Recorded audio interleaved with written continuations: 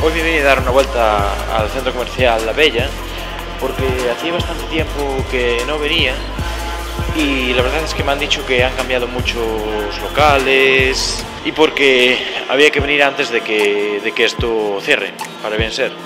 Entonces por eso hoy os vamos a dar un tour aquí en este blog.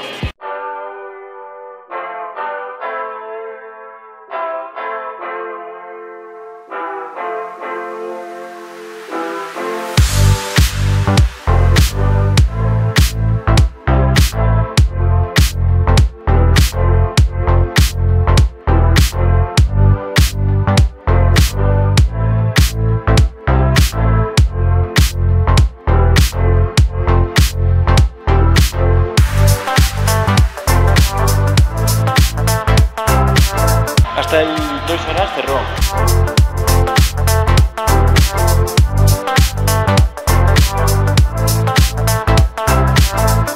Quería un Melflor y cerró. Quedó el local vacío del todo.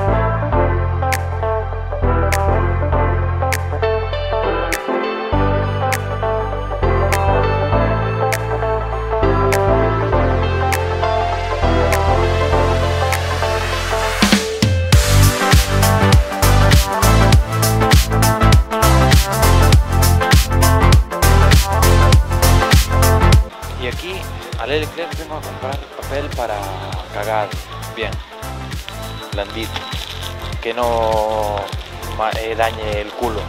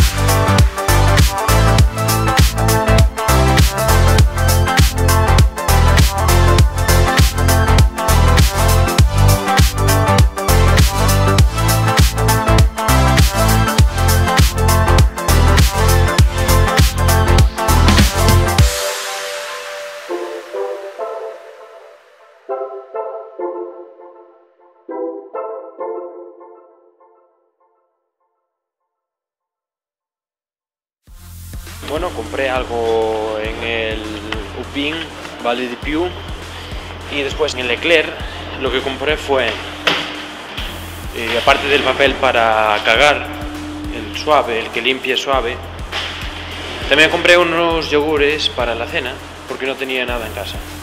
Y ya que estoy aquí, pues me acordé, mira, zona libélula.